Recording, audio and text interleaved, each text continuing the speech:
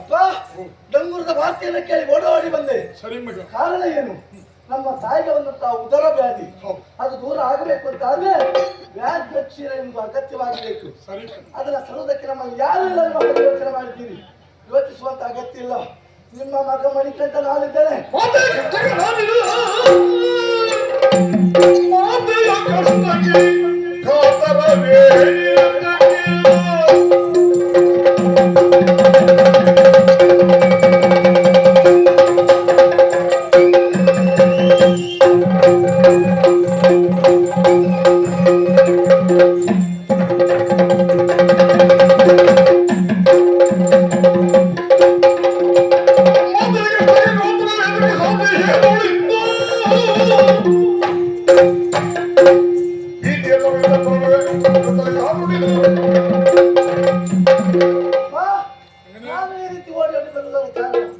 ನನ್ನ ತಾಯಿಗೆ ಬಂದಿರುವುದು ಕಷ್ಟ. ತಾಯಿಗೆ ಕಷ್ಟ ಬಂದಂತಹ ಸಂದರ್ಭದಲ್ಲಿ ಮಗನಾದವ ಹೋಗಿ ತಾಯಿಯ ಕಷ್ಟವನ್ನ ನಿವಾರಣೆ ಮಾಡಲಿಲ್ಲ ಅಂತ ಆದ್ರೆ ಮಗನಾಗಿ ಹುಟ್ಟಿ ಪ್ರಯೋಜನ ಏನು? ನಾನು ಮಗನಾಗಿದ್ದೇನೆ. ನೋಡಿ ಅನುಮತಿ ಹೋಗ್ತೇನೆ. ವ್ಯಾಘ್ರ ಕ್ಷೀರವನ್ನ ನಾನು ತರ್ತೇನೆ. ಮನೆಯಲ್ಲಿ ವಾಸವಾಗಿದ್ದ ಹೌದಪ್ಪ ಕಂದ ಅಪ್ಪ. ಇನ್ನೊಂದು ಸಾರಿ ಬೇಚಂದ ಕಷ್ಟ ಬಂದಾಗ ಅವನನ್ನ ಎದುರಿಸಿ ಅವನನ್ನ ಕೊಂದು ನನಗೆ ಸುಖ ನೆಮ್ಮದಿಯನ್ನು ಕೊಟ್ಟಿದ್ದೆ. ಈ ನಿನ್ನ ತಂದೆಯ ಮುಖದ ಎರಡು ಕಣ್ಣುಗಳೆಂದರೆ ಒಂದು ನೀನು, ಇನ್ನೊಂದು ನಿನ್ನ ತಮ್ಮ ಕನಕವನ್ನು. ಯಾಕೆ ಮಾತು ಹೇಳ್ತೀನಿ? ಯಾವನೇ ಒಬ್ಬ ವ್ಯಕ್ತಿ ತನ್ನ ಕಣ್ಣುಗಳನ್ನ ಕಳ್ಕೊಳ್ಳೋಕೆ ಇಷ್ಟಪಡ್ತಾನೆ ಮಗನೇ? ಇಷ್ಟಪಡುವುದಿಲ್ಲ. ಇದರ ಅರ್ಥ ಏನು ಬಲ್ಲ? ಕಾಡಿನಲ್ಲಿರುವ ವ್ಯಾಘ್ರದ ಹಾಲ ತರುವುದು ಅಷ್ಟು ಸುಲಭ ಅಲ್ಲ ಮಗ. ಬೇರೆ ಯಾರಾದ್ರೂ ಬಂದಾರು ನೋಡು, ಅಧಿಕಾರದ ಆಸೆಯಿಂದ ರಾಜ್ಯದ ಆಸೆಯಿಂದ ಸಂಪತ್ತಿನ ಆಸೆಯಿಂದ ಬಂದಾರು ನೋಡೋ ಮಗ, ನಿನ್ನೆ ಬಿಟ್ಕೊಡೋದಿಲ್ಲ. ಅಪ್ಪ ಯಾಕೆ ಈ ರೀತಿ ಯೋಚನೆ ಮಾಡ್ತಾ ಇದ್ದೀರಿ? ವ್ಯಾಘ್ರವನ್ನು ಹುಡುಕುವುದಕ್ಕೋ ಅಥವಾ ವ್ಯಾಘ್ರದ ಕ್ಷೀರವನ್ನು ತರುವುದಕ್ಕೋ ಯಾರು ಮುಂದೆ ಹೋಗುವುದಕ್ಕೆ ಸಾಧ್ಯ ಇಲ್ಲ. ತಾಯಿಗೆ ಬಂದಿರುವಂತಹ ಕಷ್ಟವನ್ನು ನಿವಾರಣೆ ಮಾಡಬೇಕಾದ್ದು ಮಗನಾದ ನನ್ನ ಕರ್ತವ್ಯ. ಯೋಚನೆ ಮಾಡಬೇಡಿಯಪ್ಪ. ಹೋಗ್ತೇನೆ. ವ್ಯಾಘ್ರದ ಕ್ಷೀರವನ್ನು ಆದಷ್ಟು ಬೇಗ ತರ್ತೇನೆ. ತಾಯಿಗೆ ಬಂದಿರುವಂತಹ ಉದರ ವ್ಯಾಧಿಯನ್ನು ದೂರ ಮಾಡ್ತೇನೆ. ಯಾರಿಂದಲೂ ಯಾವ ಕಾರ್ಯ ಆಗಬೇಕೆನ್ನುವುದು ಮಾನವರ ಅಂತ ನಮ್ಮಿಂದ ತಿಳಿಯಲಿಕ್ಕಿಲ್ಲ. ಅದು ದೇವರ ಸಂಕಲ್ಪ. ಬಹುಶಃ ಆ ದೇವರೇ ನಿನ್ನ ಹಣೆಯಲ್ಲಿ ಈ ರೀತಿ ಬರೆದಿರಬೇಕು. ಆದ್ದರಿಂದ ಹರಕಾಯಲ್ಲಿ ಎನ್ನುವ ತುಂಬ ಮನಸ್ಸಿನಿಂದ ನಿನ್ನನ್ನು ಹರಸಿಕೊಳ್ಳಬೇಕು.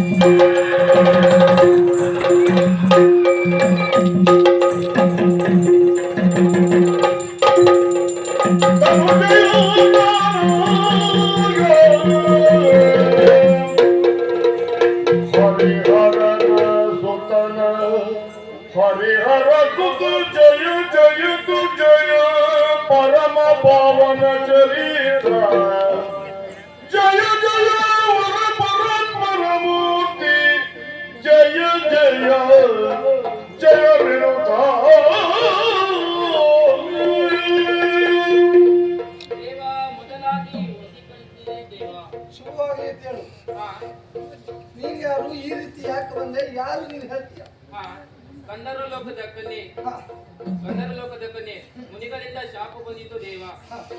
ಅವರೇ ಪರಿಮಾರ್ಜನೆ ದಾರಿಯನ್ನು ಹೇಳಿದ್ದಾರೆ. ಪರಿಹಾರದಿಂದಲೇ ಅವರಿಂದಲೇ ಶಾಪ ವಿಮೋಚನೆ ಎಂದು ಹೇಳಿದ್ದಾರೆ ದೇವ. ಶಾಪ ವಿಮೋಚನೆಯನ್ನು ಮಾಡಿ ದೇವ. ಪರಿಹಾರ ಪುತ್ರನಿಂದ ನನ್ನ ಶಾಪ ವಿಮೋಚನೆ ಅಂತ ಹೇಳಿದೆ. ಈಗ ನನ್ನ ಶಾಪ ವಿಮೋಚನೆ ಆಯ್ತು. ಹಾಗಾದ್ರೆ ನಿನ್ನ ಆಸೆ ಏನು ಅಂತ ಕೇಳಿ ದೇವ. ನನ್ನನ್ನು ಮದುವೆ ಆಗಿ ದೇವ. ನಿನ್ನನ್ನು ಮದುವೆ ಆಗಿ? ನಾನು ಮದುವೆ ಆಗುವುದಕ್ಕೆ ಸಾಧ್ಯ ಇಲ್ಲ. ಯಾಕೆ? ಹಾಗಂತ ಮದುವೆ ಆಗ್ತೇನೆ ಯಾವಾಗ? ಯಾವಾಗ? ಮುಂದೊಂದು ನನ್ನದಾದಂತಹ ಕ್ಷೇತ್ರವನ್ನು ನಿರ್ಮಾಣ ಆಗ್ಲಿಕ್ಕಿದೆ. ಆ ಕ್ಷೇತ್ರಕ್ಕೆ ಯಾವ ಕಾಲದಲ್ಲಿ ಕನ್ಯಾಸ್ವಾಮಿಗಳು ಬರುವುದು ನಿಲ್ಲಿಸ್ತಾರೋ ಆ ಸಂದರ್ಭದಲ್ಲಿ ನನ್ನ ಮದುವೆ ಆಗ್ತೇನೆ. ಹೋಗಿ ಶುಭ.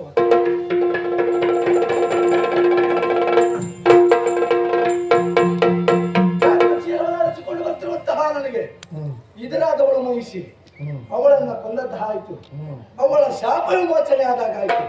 ಹಾಗಾದ್ರೆ ನನಗೆ ಬೇಕಾದ್ದು ವ್ಯಾಘ್ರ ಕ್ಷೀರ ತಾನೇ. ಹೀಗೆ ಯೋಚಿಸ್ತಾ ಇದ್ದ ಹಾಗೆ ಸಾಲು ಸಾಲಾಗಿ ವ್ಯಾಘ್ರಗಳು ಬರ್ತಾ ಇದ್ದಾವೆ. ಅದರಲ್ಲಿ ಒಂದು ಹೆಣ್ಣು ವ್ಯಾಘ್ರವನ್ನು ತೆಗೆದುಕೊಂಡು ನೇರವಾಗಿ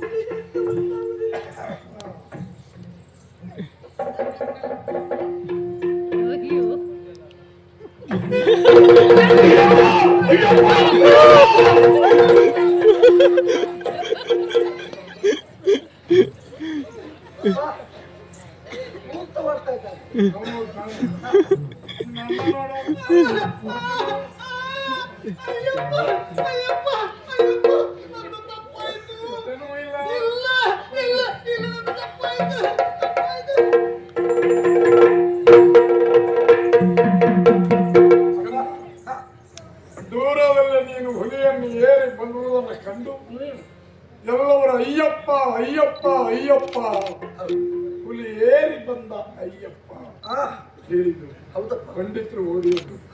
ಎಂತ ಮಗನೇ, ಹುಲಿಯನ್ನ ಕಂಡಾಗಲೇ ನಿನ್ನ ಅಮ್ಮನ ಹೊಟ್ಟೆ ನೋವು ಮಾಯ ಆಯ್ತು, ಹೊಟ್ಟೆ ನೋವು ಇಲ್ಲ ಅಂತ ನನಗೊಂದು ಅರ್ಥ ಆಗ್ತಾ ಇಲ್ಲ. ಕಂದಾಯ್ತು ಕೊನೆಯದಾಗಿ ಒಂದು ಮಾತು ಕೇಳೋಣ. ಮುಂದೆ ನೀನರು ಸಾಗಿದ್ದೆಂದು ನಿಂತೆಂದು, ಮುಂದೆ ನೀನರ ಸಾಗಿದ್ದೆಂದು ನಿಂತೆಂದು, ಸುಖದಿಂದ ರಾಜ್ಯವನ್ನು ಮಾಡುತ್ತಿ ಎನ್ನುತ್ತೋ ಮಗನೇ. ಹಲವು ನಾಮದಿಂದ ಜಗದ ಜನರು ನಿನ್ನನ್ನು ಕೊಂಡಾಡಿರಬೇಕು. ಅಯ್ಯಪ್ಪ ಅಪ್ಪ ಉತ್ತರ ಮಾಡ್ತೀಯ ಮಗ.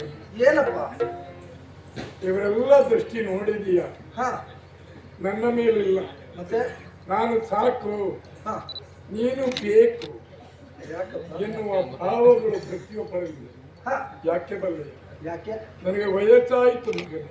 ಓಹೋ, ಈ ದೇಶದ ಅಧಿಕಾರವಂತ ಚುಕ್ಕಾಣಿಯನ್ನು ಹಿಡುವುದಕ್ಕೆ, ಪ್ರಜೆಗಳನ್ನು ರಕ್ಷಣೆ ಮಾಡುವ ಶಕ್ತಿ ನಿನ್ನಪ್ಪ ಕೇತಕಿ ವರ್ಮನಿಗಿಲ್ಲ ಕಬ್ಬ. ಅದಕ್ಕೆ ಹಿರಿಯ ಮಗ ನೀನು ಸಂಪ್ರದಾಯದಂತೆ ಸನಾತನ ಧರ್ಮದಂತೆ ಕಂದಳ ರಾಜ್ಯದ ದೊರೆಯಾಗಿ ಎಲ್ಲವನ್ನೂ ರಕ್ಷಣೆ ಮಾಡು. ಅಪ್ಪ ನಿಜವಲ್ಲ ಸಂಸಾರ ಭುಜಗಾಯು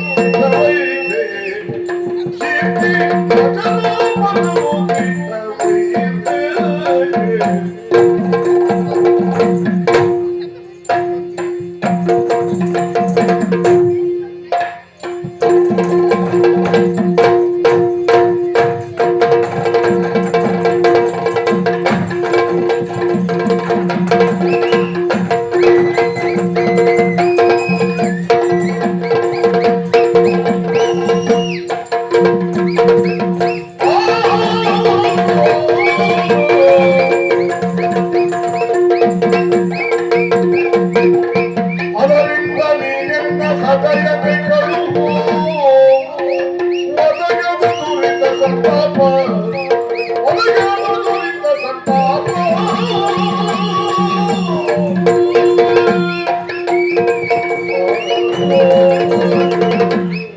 ಮಗನಾಯಪ್ಪ ಪವಿತ್ರವಾದಂತಹ ಪಾದಕ್ಕೆ ಮಗದೊಮ್ಮೆ ಹೊಂದಿಸಿಕೊಂಡೆ ಮಗನೇ ನೀವು ಆಡಿದ ಮಾತನ್ನ ಕೇಳಿದಾಗ ಆಶ್ಚರ್ಯವಾಗ್ತಾ ಇದೆ ತಂದೆ. ಯಾಕೆ ಕಂದ ಹೇಳಿದ್ರಲ್ಲ ನನಗೀಗ ವಯಸ್ಸಿನುವುದು ಆಗಿ ಹೋಗಿದೆ. ಹೌದು ಮಗನೇ ವಯಸ್ಸು ಇರವಲ್ಲ ನಾನು ಒಳಗೆ ಎರಗಿದ ಮಗನೇ ಇಲ್ಲಿ ಅಧಿಕಾರ ಎನ್ನುವುದು ನಿನ್ನ ಪಾಲಿಗೆ ಕೊಡ್ತೇನೆ. ಹೌದು ಇಲ್ಲಿಯ ಸಂಪೂರ್ಣ ಜವಾಬ್ದಾರಿಯನ್ನು ಹೊರುವುದರ ಮೂಲಕವಾಗಿ ಈ ಪಂದಳ ನಾಡಿಗೆ ಅಧಿಕಾರಿಯಾಗುವ ಮಗನೇ ಅಂತ. ಹೌದು ಅಪ್ಪ ಓ ನೀವು ಈ ಮಾತನ್ನ ಹೇಳಿದಾಗ ಈ ಸ್ಥಾನದಲ್ಲಿ ಯಾವುದೋ ಒಬ್ಬ ಮಗ ಇದ್ದಕ್ಕೆ ಹೋಗುವಂತಾದ್ರೆ ಕಣ್ಣು ಮುಚ್ಕೊಂಡು ಒಪ್ಪಿಕೊಳ್ತಾ ಇದ್ದೀನೋ ಏನು.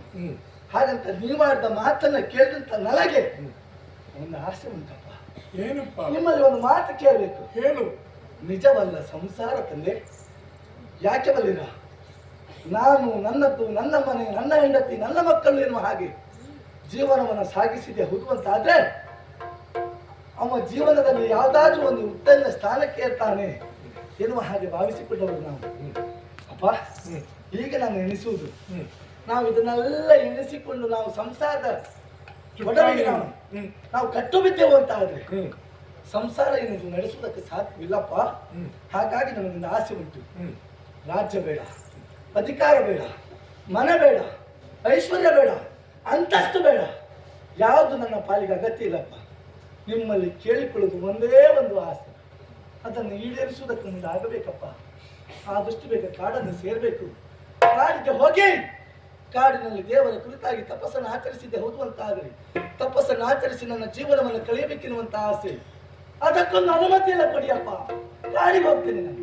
ಮಗನೇ ಅಪ್ಪ ಸಂಸಾರ ಹೌದು ಅದರ ಮಧ್ಯದ ಹ. ಬಿಂದು ತೆಗೆದರೆ ಸಂಸಾರ ಎನ್ನುವಂತಹದ್ದು ಸಸಾರವಾಗುದಿಲ್ವೇ ಅಪ್ಪ? ಸಂಸಾರವೇ ಸಸಾರ. ಹೌದು ಯಾವ ಸುಖವನ್ನೂ ಕಾಣುವುದಕ್ಕೆ ಅದರಿಂದ ಆಗದು. ಹ. ಉತ್ತರ ನನ್ನಲ್ಲಿದೆ ಮಗನೇ. ಆದ್ರೆ ಹೇಳಿದ್ರೆ ನಿನ್ನ ಮನಸ್ಸಿಗೆ ಮತ್ತಷ್ಟು ನೋವಾಗ್ತದೆ. ನೋವು ಕೊಡುವುದಕ್ಕೆ ನಮಗೆ ಇಷ್ಟ ಇಲ್ಲ. ಇಲ್ಲಿಯವರೆಗೆ ನನ್ನ ಸಂತಾನ ಇಲ್ಲದ ನಿನ್ನ ಅಪ್ಪನ ಜೀವನ ಸಂತಾನ ಭಾಗ್ಯದ ರೂಪದಲ್ಲಿ ನೀನು ಬಂದು ಜೊತೆಯಲ್ಲಿ ನನ್ನ ಹೆಂಡತಿಯು ಮಗುವಿಗೆ ತಾಯಿಯಾಗುವುದಕ್ಕೆ ಕಾರಣ ನೀನಾಗಿದ್ದೀಯ ಎಂದು ಭಾವಿಸ್ತೇನೆ. ಇದೆಲ್ಲ ಪರಮೇಶ್ವರನ ಆಟ. ಯಾರ ಹಣೆಯಲ್ಲಿ ಏನು ಬರೆದಿದ್ದಾನೋ ಅದನ್ನು ಬರೆದವ ಹೇಳುವುದಿಲ್ಲ, ಓದುವುದಕ್ಕೆ ಬರುವುದಿಲ್ಲ, ಅನುಭವಿಸುವುದು ಮಾತ್ರ ಜೀವಿಗಳ ಅಂತ ನಮ್ಮ ಕರ್ತವ್ಯ ಆಗ್ತದೆ. ಸರಿ, ಹೋಗಲೇಬೇಕು. ಹೋಗ್ತೇನೆ.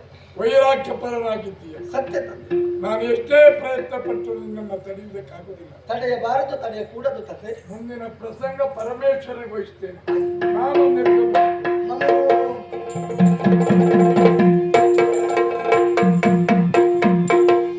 ಯಾಕೆ ಈ ನಾಡಿನಲ್ಲಿ ಉಳಿದುಕೊಳ್ಳಿಲ್ಲ ಅಂತ ಯೋಚನೆ ಮಾಡಿದ್ರೆ ನನ್ನ ತಾಯಿ ಮಾಡಿರುವಂತಹ ಎಲ್ಲ ಕಾರ್ಯಗಳು ಸತ್ಯ ತಾನೆ. ಈ ಅಯ್ಯಪ್ಪನನ್ನ ಕಾಡಿಗೆ ಕಳುಹಿಸಬೇಕು ಅಥವಾ ಅಯ್ಯಪ್ಪನನ್ನ ಕೊಲ್ಲಬೇಕೆನ್ನುವ ಕಾರಣಕ್ಕಾಗಿ ನನ್ನ ತಾಯಿ ಈ ರೀತಿಯಲ್ಲಿ ಯೋಚಿಸಿದ್ದಾಳೆ ಅಂತ ಆದ್ರೆ ತಾಯಿಗೆ ಬೇಡದಾದಂತಹ ಈ ಮಗ ಯಾಕೆ ಪ್ರಪಂಚದಲ್ಲಿ ಬದುಕಬೇಕು ಎನ್ನುವ ಕಾರಣಕ್ಕಾಗಿ ಇಂಥದ್ದೊಂದು ನಿರ್ಧಾರವನ್ನು ತಾಳಿದೆ. ಹೌದು, ತಂದೆಯಿಂದ ಸಂತೋಷದಿಂದ ಅನುಮತಿಯನ್ನು ಪಡೆದಾಗ ಆಯ್ತು. ತಪಸ್ಸಿಗೆ ಕುಳಿತುಕೊಳ್ಳುವುದಕ್ಕಾಗಿ ನೇರವಾಗಿ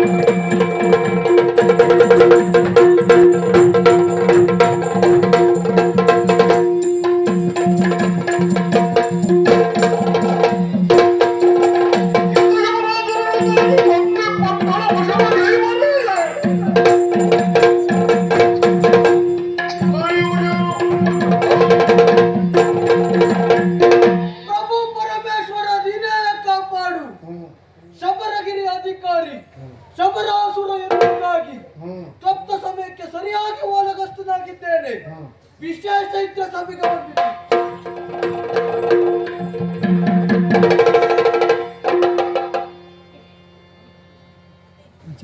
ಮಾತಾಡ್ಲಿಕ್ಕೆ ಬರುದಿಲ್ವ ಸಿಗುವುದಿಲ್ಲ. ಅಲ್ಲ ನಿಮ್ಗೆ ಎದುರು ಶಬರಾಸುರ ಇಲ್ಲಿ ಎಂತ ಮಾಡುದು ನೀನು? ಇಲ್ಲಿ ಕಾಡಿನಲ್ಲಿ ಇರುವುದು ನಾನು. ಅಲ್ಲ ಕಾಡಿನಲ್ಲಿ ಎಷ್ಟು ವರ್ಷ ಕಾಡಲ್ಲಿ ಇರುವುದು? ಯಾಕೆ ಈ ಪ್ರಶ್ನೆ? ಎಂತ ಪ್ರಯೋಜನ ಉಂಟಾ? ಹಾ. ನಾನು ಜನ ಯಾರು ಗೊತ್ತಾಯಿಲ್ಲ. ಇಲ್ಲಪ್ಪ, ಕೇಳು ಯಾರು? ಕೇಳು ನಿನ್ನ ಹೆಸರು? ಕೇಳು ಯಾರು ಕೇಳುದು? ಕೇಳುವುದಲ್ಲ, ನಿನ್ನ ಹೆಸರು ಕೇಳು ಪಂಡಿತ. ಓ, ಕೇರಳ ಪಂಡಿತ ನೀನು. ಅದೇ ಅದೇ. ಆಹಾ. ಹಾ. ಈಗ ನೀನು ಇಲ್ಲಿ ಕಾಡಲ್ಲಿ ಇದ್ದೇನದು ಪ್ರಯೋಜನ ಉಂಟಾ? ಪ್ರಯೋಜನ ಏನು ಕಾಣುವುದಿಲ್ಲ. ನಿನಗೊಂದು ಅವಕಾಶ ಬಂದಿದೆ ಈಗ. ಹಾ. ಒಂದಳದ ಅಧಿಕಾರಿ ಕೇತಕಿ ವರ್ಮ ಇಲ್ವಾ? ಕೇತಕಿ ವರ್ಮ. ಅವನಿಗೆ ಪ್ರಾಯ ಆಗಿದೆ. ಹಾ. ಒಬ್ಬ ಮಗ ಕಾಡಿಗೆ ಹೋಗಿದ್ದಾನೆ, ಇನ್ನೊಂದು ಮಗ ಸಣ್ಣದ್ದು. ಹಾ. ಹೋಗಿ ಅಲ್ಲಿ ಹೋಗಿ ಹೊಡೆದಾಟ ಮಾಡಿ ಹಾ. ಗೊಂದಲವನ್ನು ನೀನು ವಶಪಡಿಸಿಕೊಂಡ್ರೆ ವಶಪಡಿಸಿಕೊಂಡು ಇನ್ನು ಸಂಪಾದನೆ ಮಾಡಿದಾಗ ಆಗುದಿಲ್ವಾ? ಹಾ. ಹಾ. ಆದ್ದರಿಂದ ಹಾ. ಅಲ್ಲಿವರೆಗೆ ಹೋಗ್ಬೇಕಂತ ಹೇಳುದು. ಹಾ. ಅಲ್ಲಿ ಅಧಿಕಾರಿ ನಾನಾಗ್ತೇನೆ, ಹಾ. ನೀನು ನಾನು ಅಲ್ಲಿ ಮಂತ್ರಿ ಆಗ್ತೇನೆ. ಮಂತ್ರಿ. ಹಾ. ಆದ್ರೆ ಹೋಗುವ ಕ್ರಮ ಹೇಗೆ? ಹೇಗೆ ಹೋಗುದು? ಹೇಗೆ ಹೋಗುವ? ಹೇಗೆ ಹೋಗುವ? ನಾನು ನಡ್ಕೊಂಡು ಹೋಗುವ. ಅಲ್ವಾ?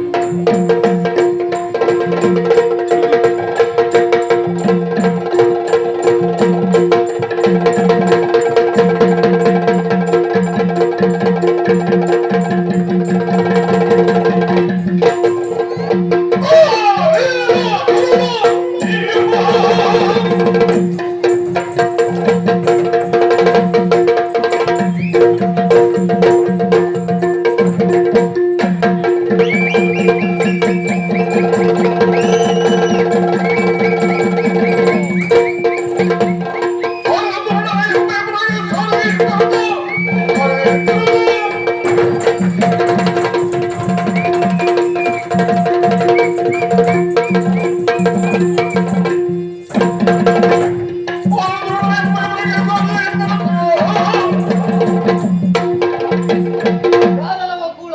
ನಮ್ಮ ಈ ಕೊಂದಾಳ ನಾಳಿಗೆ ಮುತ್ತಿಗೆ ನೆಟ್ಟಿದ್ದೀಯಲ್ಲ, ಯಾರು ನಿನ್ನೆ ಬಂದವ ಹೇಳು ನಡೆ.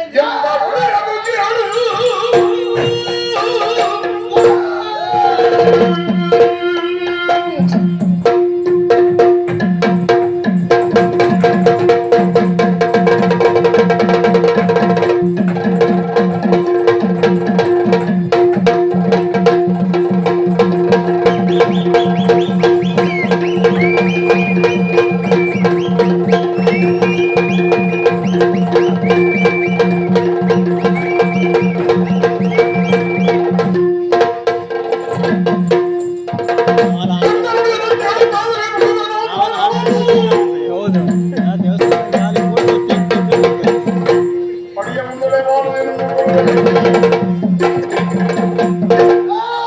ಏನು ನನ್ನ ಪರಿಚಯವನ್ನು ಕೇಳಲಿಕ್ಕೆ ಮುಂದಾಗ್ತಾ ಇದ್ದೀಯ? ಶಬರಗಿರಿ ಅಧಿಕಾರಿ ಶಬರಾಸುರ ಎನ್ನುವುದಾಗಿ ನನ್ನ ಹೆಸರು. ಕೊಂದಾಳ ನಾಡಿನ ಮೇಲೆ ಆಕ್ರಮಣವನ್ನು ಮಾಡಿದವನಿದ್ದೇನೆ. ಆಕ್ರಮಣ ಮಾಡಿದ್ದು ಮಾತ್ರವಲ್ಲ, ನನ್ನ ತಂದೆಯನ್ನು ಸೆರೆಯಲ್ಲಿ ಇಟ್ಟಿದೆಯಲ್ಲ. ಸೆರೆಯಲ್ಲಿಟ್ಟಿದ್ದೇನೆ. ಹೌದು, ಬಿಡಿಸು ನನ್ನ ತಂದೆಯನ್ನು ಬಿಡಿಸಿಕೊಡು. ನಿನ್ನ ತಂದೆಗೆ ನನ್ನ ಹತ್ರ ಯುದ್ಧ ಮಾಡ್ಲಿಕ್ಕೆ ಆಗಲಿಲ್ಲ, ನಿನಗಾಗ್ತದೆ ಕರ್ತೇನೆ. ನನಗೆ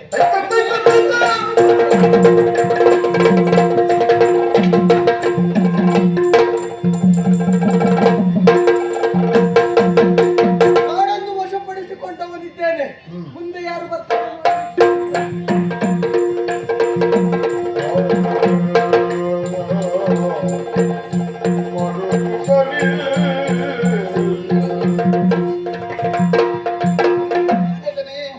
ಒದಗಿ ಬಂದಿರುವಂತಹ ಸಂಕಟವನ್ನ ನೋಡಿದೆಯಾ? ನಿನ್ನ ತಂದೆಯವರು ಸೆರೆಯಾಳಾಗಿದ್ದಾರೆ, ಸೆರೆಮನೆಯಲ್ಲಿದ್ದಾರೆ. ಅವರನ್ನ ಬಿಡಿಸುವವರು ಯಾರು ಇಲ್ಲ, ನಿನ್ನಲ್ಲಿಯೂ ಶಕ್ತಿ ಇಲ್ಲ. ಹೆಣ್ಣಾಗಿರುವಂತಹ ನಾನೇನು ಮಾಡುವುದಕ್ಕಾಗುವುದಿಲ್ಲ. ಆದ್ರೆ ದಾರಿ ಯಾವುದೋ ಇಲ್ಲ ಎಂಬುದಾಗಿ ಯೋಚನೆಯಿಂದ ಮಾಡುವುದಲ್ಲ. ಒಂದು ದಾರಿ ಇದೆ. ನನ್ನಿಂದಲೇ ಮನನೊಂದು ಹೋಗಿರುವಂತಹ ಹರಿಹರನನ್ನ ಕರೆಸಿದ್ದೆಯಾದ್ರೆ ಮತ್ತೆ ಪುನಃ ನಾವು ಕಳೆದುಕೊಂಡಿರುವಂತಹ ಸಂತೋಷವನ್ನ ಪಡೆಯಬಹುದು. ಹಾಗಾಗಿ ಅವನಿರುವ ಕಾಡಿನತ್ತ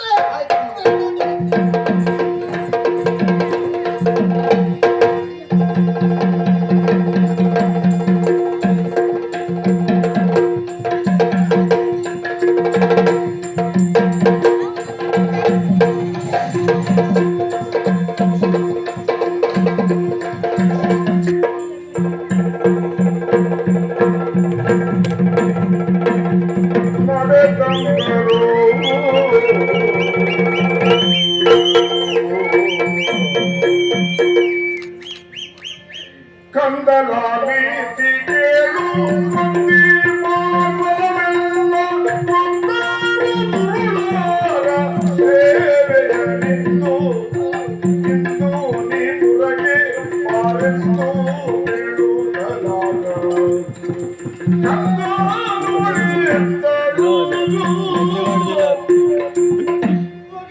ಮಗನೇ ಮಗನೇ ಹಾಗೆಂದು ಕರೆಯುವ ಹಕ್ಕು ನನಗಿಲ್ಲ. ಆದರೂ ವಿಧಿ ಇಲ್ಲದೆ ನಿನ್ನ ಬಳಿಗೆ ಓಡೋಡಿ ಬಂದಿದ್ದೇನೆ ಮಗನೇ.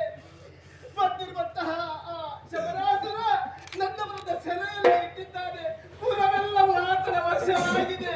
ವೈರಿಗಳ ನಾಡಿನಲ್ಲಿ ನಾನು ಬದುಕುವುದಕ್ಕಾಗದೆ ಬೇರೆ ದಾರಿ ಕಾಣದೆ ನಿನ್ನ ಬಳಿಗೆ ಬಂದಿದ್ದೇನೆ. ರಕ್ಷಿಸಬೇಕು ರಕ್ಷಿಸಬೇಕು ಮಗನೇ. ಅಣ್ಣ ಬಾ ಅಣ್ಣ, ತಂದೆಯನ್ನು ಬಿಡಿಸು, ಅದ್ರ ಜೊತೆಯಲ್ಲಿ ನಮ್ಮ ನಾಡನ್ನು ರಕ್ಷಿಸು. ಬಾ ಅಣ್ಣ, ಬಾ ಅರಮನೆಗೆ ಬಾ ಅಣ್ಣ. ಅಯ್ಯಪ್ಪ, ನಾಡನ್ನೆಲ್ಲ ಶಬರಾಸುರ ಆಕ್ರಮಿಸಿದ್ದಾನೆ. ಬಂದು ಪಂದಳವನ್ನು ಕಾಪಾಡಬೇಕಪ್ಪ. ಅರ್ಥ ಆಯ್ತು. ಪರಿಕಿಸಿ ಮಣಿಗಂಟ ತಲವಲ್ಲದಿದು ಮಾತು ಪರಮಾನಂದು ಕಷ್ಟಗಳು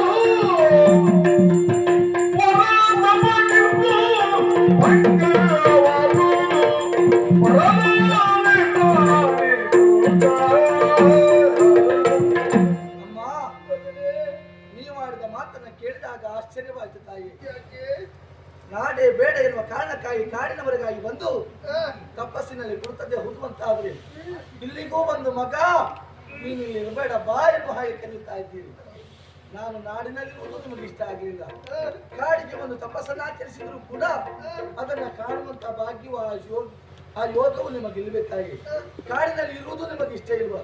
ಯಾಕೆ ಒಂದು ಉಪದ್ರ ಕೊಡ್ತಾ ಇದ್ದೀರಿ? ಹೋಗಿ ನಿಮ್ಮ ಕೆಲಸವನ್ನು ನೀವು ಕಂಡುಕೊಳ್ಳಿ. ಹೋಗಿ ಮಗನೇ ಹೇಳಬೇಡ ಮಗನೇ, ಹಾಗೆ ಹೇಳಬೇಡ. ಕತ್ತ, ಒಂದು ಬಾರಿ ನಾನು ತಪ್ಪದ ಎಸಗಿದ್ದು ಸತ್ಯ. ನಿನ್ನ ನಾಶವನ್ನು ಗೈಯಬೇಕು ಎನ್ನುವುದಾಗಿ ಆ ಕಾಲದಲ್ಲಿ ನಾನು ಯೋಚಿಸಿದ್ದಬಹುದು ಮಗನೇ. ಆದ್ರೆ ಆ ಬಳಿಕ ನಿನ್ನ ಬಗೆಗೆ ಆ ರೀತಿಯಾದಂತಹ ದ್ವೇಷ ಭಾವನೆ ಇಲ್ಲ ಮಗು, ಇಲ್ಲ. ನನಗಾಗಿ ಅಲ್ಲ ಕಂದ, ನನ್ನ ಮೇಲೆ ನಿನಗೆ ಮುನಿಸಿದ್ದದೆಯಾಗಿ ನನ್ನ ಕಣ್ಣೀರಿಗೆ ನೀನು ಕರಗಬೇಕಾಗಿಲ್ಲ. ನಿನ್ನ ತಂದೆಯವರ ಸೆರೆಯಲ್ಲಿದ್ದಾರೆ, ಅವರ ಸೆರೆಯನ್ನಾದರೂ ಬಿಡಿಸುವುದಕ್ಕಾಗಿ ಅವರು ಬಾ ಕಂದ, ನೀನು ಬಾ ಮಗನೇ. ನನಗೆ ರಾಜ್ಯವೇ ಬೇಡ ಎನ್ನುವ ಕಾರಣಕ್ಕಾಗಿ ಕಾಡನ್ನು ಸೇರಿದವನಿದ್ದೇನೆ. ಯಾವ ಕಾರಣಕ್ಕೂ ನಾನು ಬರುವುದಿಲ್ಲ. ಹೋಗಿದ್ದೆ ತಂದೆಯನ್ನು ಬಿಡಿಸುವುದಕ್ಕಾಗಿಯೂ ನೀನು ಬರುವುದಿಲ್ಲ ಅಂತೇಳಿ, ಆದ್ರೆ ಬೇರೆ ದಾರಿ ಇಲ್ಲ ಮಗನೇ. ನಿನ್ನ ಪದಮೂಲದಲ್ಲಿ ನನ್ನ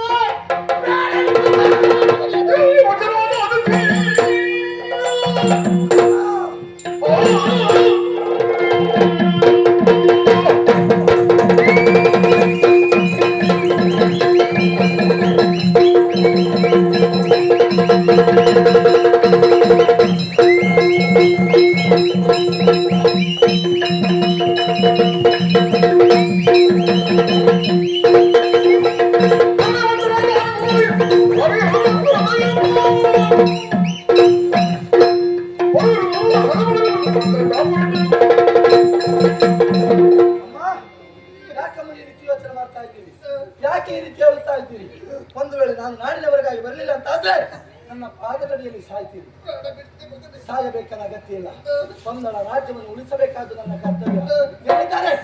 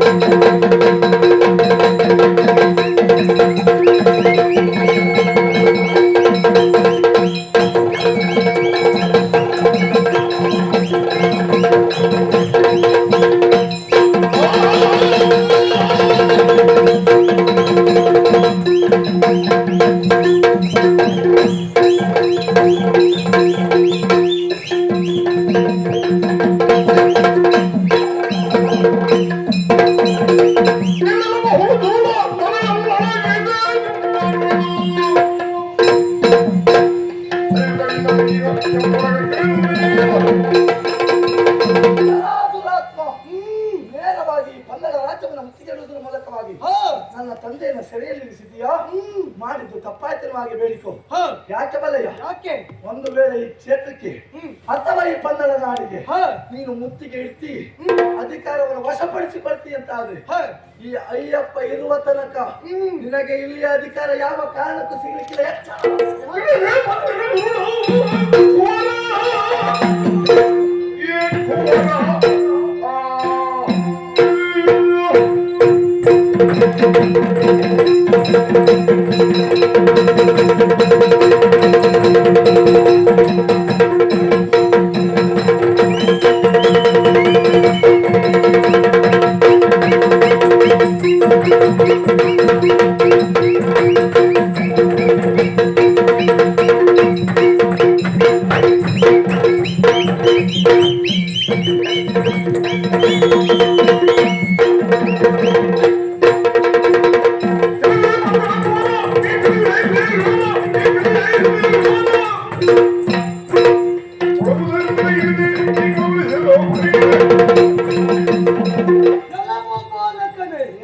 ನೀನೊಬ್ಬ ಬಾಲಕ ಎನ್ನುವುದಾಗಿ ನಿನ್ನನ್ನು ನೋಡಿದಾಗ ಅರ್ಥವಿಸಿಕೊಂಡವನಿದ್ದೇನೆ. ನಿನ್ನ ತಂದೆಯನ್ನು ಈಗಾಗಲೇ ಸೆರೆಗಟ್ಟಿದವನಿದ್ದೇನೆ. ಹಾಗೆ ನಿನ್ನ ತಮ್ಮನಿಗೆ ಹೊಡೆದವನಾಗಿದ್ದೇನೆ. ಹಾಗಾಗಿ ಹೇಳ್ತಾ ಇರುವುದು ನಿನಗೆ ಈ ತರವಾದದ್ದಲ್ಲ. ಸುಮ್ಮನೆ ಯಾರು ನೀನು? ಶಬರಗಿರಿಯ ಅಧಿಕಾರಿ ಶಬರಾಸುರ ಅಂತ ಹೇಳಿದ್ರೆ ನಾನೇ. ಶಬರಗಿರಿಯ ಅಧಿಕಾರಿ ಶಬರಾಸುರ ಪಂದಳ ರಾಜ್ಯವನ್ನು ಪಡೆಯಬೇಕೆನ್ನುವ ಆಸೆಯನ್ನು ಹೊತ್ತ ಇಲ್ಲಿಗೆ ಬಂದವನಿದೆಯಾ? ಹೌದು. ಅಯ್ಯಪ್ಪನ ಉಸಿರಿರುವ ತನಕ ನಿನಗೆ ಪಂದಳದ ಒಂದು ಮುಷ್ಟಿ ಮಣ್ಣು ಸಿಗಲಿಕ್ಕಿಲ್ಲ. ನಿನಗೆ ಉಸಿರು ಬಿಡುವ ಆಸೆ ಉಂಟು ಅಂತ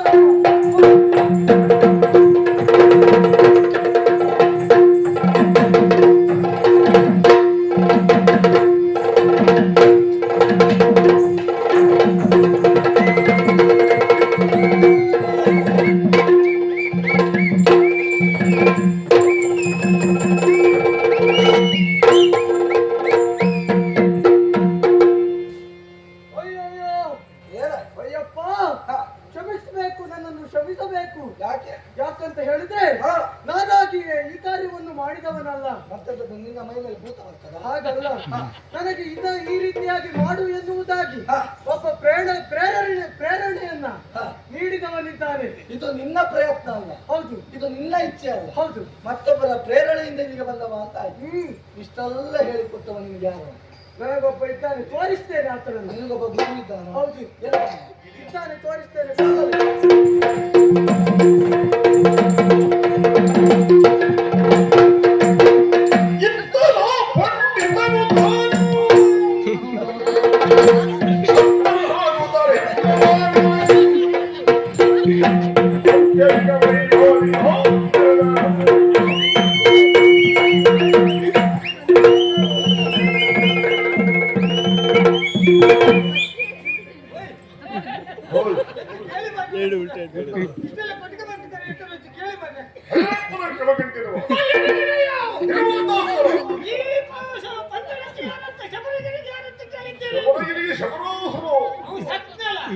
ಆ ಪಾಪಿ ಮಗ ಸತ್ರ ಮೇಲೆ ನಾವು ತೆಗೆದೇ ಕೂತ್ಕೊಂಡಿದ್ದೇವೆ.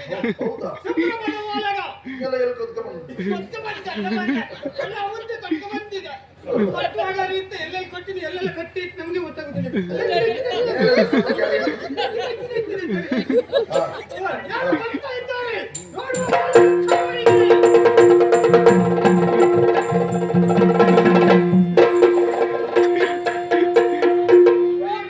ನಮಸ್ಕಾರ. ಯಾರು ನಿನ್ನ ಗುರುಗಳು? ಕಾಡಿನಲ್ಲಿ ನಾನು ವಾಸವಾಗಿದ್ದೆ. ಆಸೆಯನ್ನು ತೋರಿಸಿ ಗುರುಗಳು ಅಂತ ಹೇಳಿ. ಹೌದು. ಅಲ್ಲ ಯಮ್ಮ, ಗುರು ನಮ್ಮ ಗುರು. ಏನು ಗುರು ಇವನ? ಇವ ಏನು ಸಾಮಾನ್ಯದವರಲ್ಲ.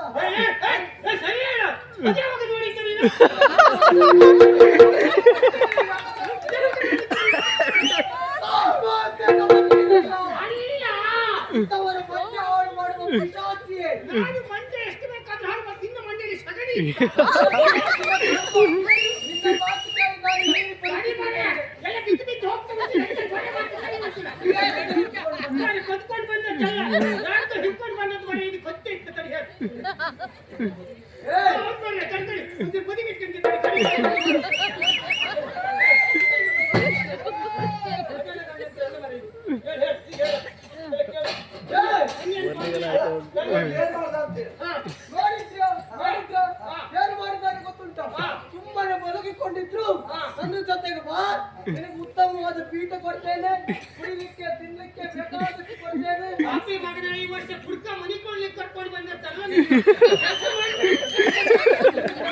ನಮ್ಮ ಹಾಳಾಗಿ ಹೋಯ್ತಲ್ಲ.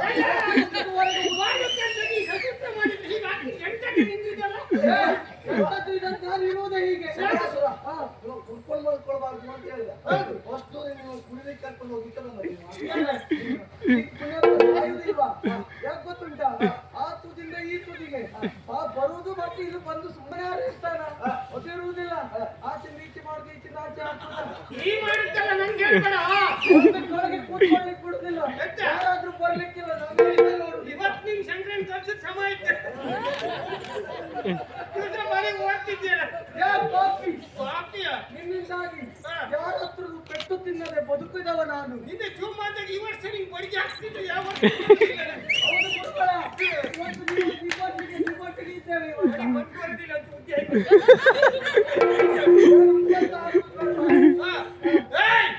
ಹೇಳ್ದಷ್ಟೇ ಮಾಡಿ ಏನ ಎದ್ದು ಕಮ್ಮಿ ಮಾತಾಡಿ ನಾಳೆಗೆ ಮನೆ ಬೆಳೆಸ್ತೀನಿ ಹೊಸಬಗಿರಿ ಹೋಯ್ತಲ್ಲ ಈಗ. ಯಾವ್ದು? ಹೊಸಬಗಿರಿ ಅದೆಲ್ಲಿ ಇಟ್ಟಿದೆ? ಸಬರಗಿರಿ.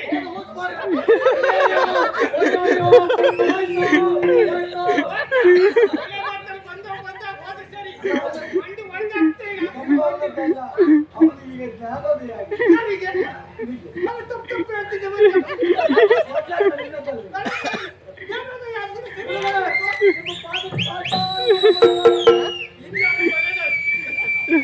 ಅಲ್ಲ, ನಿಮ್ಮ ಮಾತು ಕೇಳಿಕೊಂಡು ಬಂದು ಇಷ್ಟ ಮಾಡಿದ್ದೇವೆ. ಇನ್ನು ಪೂರ ಹಾಳಾಗುದು ಬೇಡ. ಎಂತ ಬೇಡ, ಮೊದ್ಲು ಹೀಗೆ ಚೀಲ ತಕೊಂಡು ಸೀದಾ ಮನೆಗೆ ಹೋಗು. ಸತ್ತ ಮಾತಾಡ್ತಾನ. ಈಗ ಪುಣ್ಯದ ಜ್ಞಾನೋದಯ ಎನ್ನುವಂಥದ್ದು ನನಗಾಗಿದೆ. ಪುಣ್ಯಕ್ಕೆ ಅನ್ನೋದಯ. ಹೌದು. ಇದೊಂದು ಶಬ್ದ ಬರ್ಕೊಂಡು ಕಾಣಬೇಕು. ಅಲ್ಲ ನೋಡು, ಇವನ ಭಂಡಾರದಲ್ಲಿ ಶಬ್ದ ಏನು ಸುಡುಕಾಡ್ತದೆ. ಅಯ್ಯಪ್ಪ ಅಯ್ಯಪ್ಪ, ಇಷ್ಟಕ್ಕೆಲ್ಲ ಕಾರಣ ಬೇರೆ ಯಾರು ಅಲ್ಲ, ಇದೇ ಸತ್ತ ನಾನು ಅಚಿಚಿಂಗ್ ಮಾಡುವ ಮಂದಿ ಈಗ ಅಚಿಚಿಂಗ್ ಮಾಡ್ತಿದ್ ನೀನು.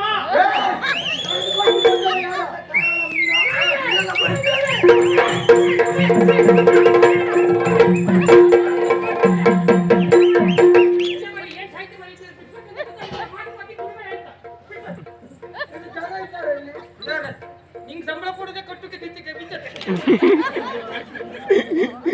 ಇಲ್ಲ ಮಾಡಿ ಬಿಚ್ಚಿದ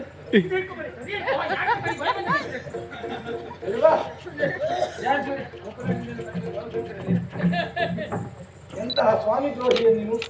ನಮ್ಮಲ್ಲೇ ಇದ್ದುಕೊಂಡು ನಮ್ಮ ರಾಜ್ಯದಲ್ಲೇ ಇದ್ದು ಅದರಲ್ಲೂ ನಮ್ಮನೆಯಲ್ಲಿ ಇದ್ದು ನಮ್ಮ ಉತ್ಪನ್ನವನ್ನ ತಿಂದು ಮುಂಡ ಮನೆಗೆ ದ್ರೋಹ ಬಗೆಯುವುದಕ್ಕೆ ಮುಂದೆ ಆಗ್ತೀಯ. ನಿನ್ನಂತ ಕೆಟ್ಟವ ಬದುಕಲೇಬಾರದು. ಏನು ತಿಳಿಯದೆ ಅಜ್ಞಾನದ ಅಂಧಕಾರದಲ್ಲಿ ನಾನು ಇಷ್ಟೆಲ್ಲ ಮಾಡಿದ್ದೇನೆ. ನೀನು ಹೊಡೆಯುವುದಕ್ಕೆ ಮುಂದಾದಾಗ, ನಿನ್ನ ಕರಸ್ಪರ್ಶ ಆದಾಗ ವಿಜ್ಞಾನದ ಬೆಳಕು ನನ್ನನ್ನು ಆವರಿಸುತ್ತಾ ಇದೆ. ಬರ್ತಿರ್ಕೋಬೇಕಾ?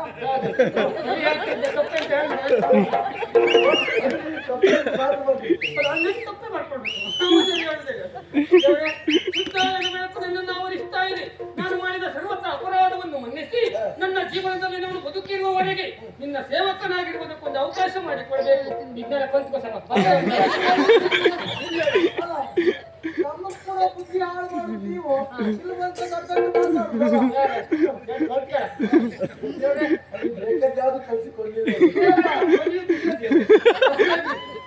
ಒಂದು ಕಲಿಸಿಲ್ಲ, ಬ್ಯಾಟಿಂಗ್ ಎಷ್ಟೊತ್ತಿಗೂ ಕೇಳ್ತಾ ಇದ್ದೀನಿ.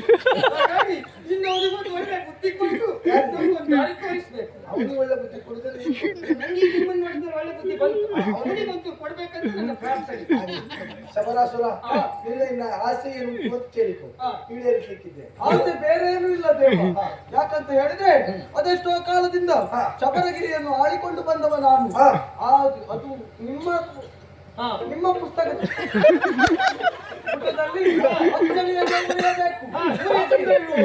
ಮೂಲ ಶಬರಗಿರಿ ಹೆಸರು ಆತಂದ್ರಾರ್ಕವಾಗಿ ಉಳಿಯಬೇಕು ಎನ್ನುವುದು ಅವನ ಭಾವನೆ. ಹಾಗಾದ್ರೆ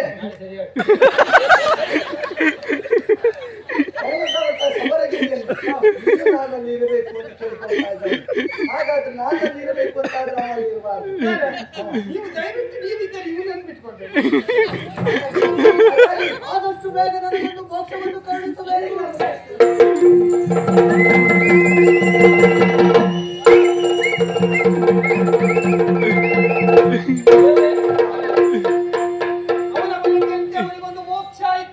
ನಮ್ಗೆ ಯಾವಾಗ ಯಾರಿಗೆ ನಿನಗೆ ಇಷ್ಟು ಬೇಕಾ? ಮೋಕ್ಷ ಪಡಿಸಿದ ನಿನ್ನ ಹಳೆ ಬಾಕಿಯನ್ನು ಕೊಡುವರು. ಹಳೆ ಬಾಕಿ ಅಂತ ಹೇಳಿ మరి ಇವತ್ತು ಹಾಗಲ್ಲ, ನೀನು ಬದುಕಬೇಕು.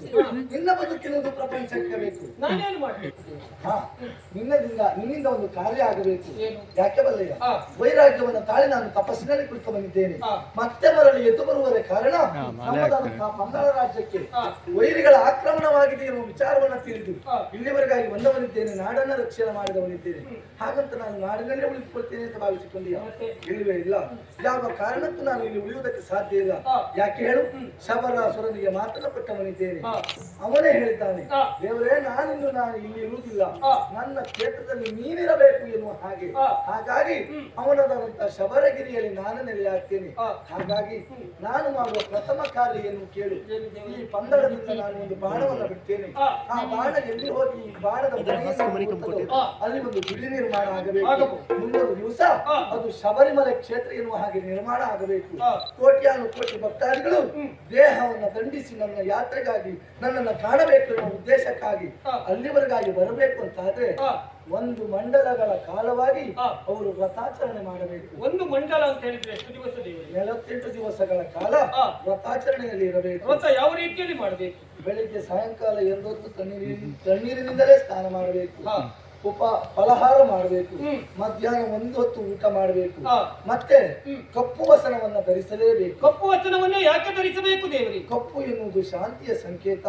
ನನ್ನ ಸಾನ್ನಿಧ್ಯಕ್ಕೆ ಬರುವಂತ ಸಂದರ್ಭದಲ್ಲಿ ಕಾಡು ಮೇಡುಗಳನ್ನ ಅಲೆದು ಬರಬೇಕು. ಅಲ್ಲಿಗೆ ಬರುವಂತ ಸಂದರ್ಭದಲ್ಲಿ ದುಷ್ಟ ಪ್ರಾಣಿಗಳು ಅವರ ಮೇಲೆ ಎರಗಬಾರದು. ಕಪ್ಪು ಎನ್ನುವುದು ಶಾಂತಿಯ ಸಂಕೇತ ಆದ ಕಾರಣಕ್ಕಾಗಿ ಕಪ್ಪು ವಸನವನ್ನು ಧರಿಸಿ ಬರಬೇಕು. ಮುಂದೊಂದು ದಿನ ಶಬರಿಮಲೆ ಕ್ಷೇತ್ರದಲ್ಲಿ ಅಯ್ಯಪ್ಪನಾಗಿ ನಾನು ನೆಲೆಯಾಗಲಿಕ್ಕಿದ್ದೇನೆ. ಅಯ್ಯಪ್ಪನಾಗಿ ನೆಲೆಯಾಗಲಿಕ್ಕಿದ್ದೇನೆ. ಅಯ್ಯಪ್ಪನಾಗಿ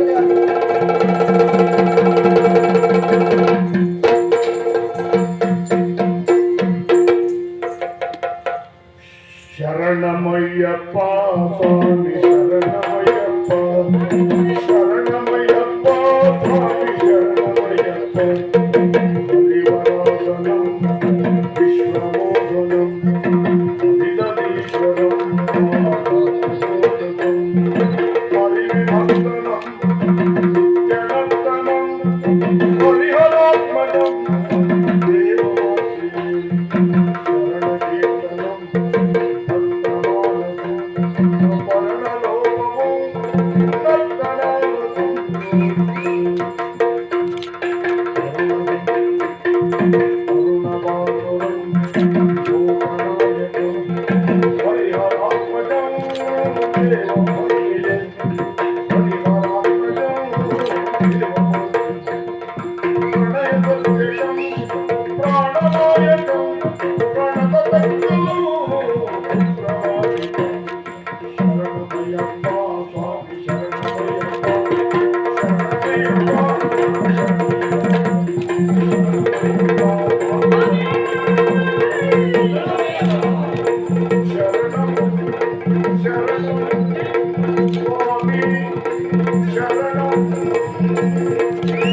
ಶರಣ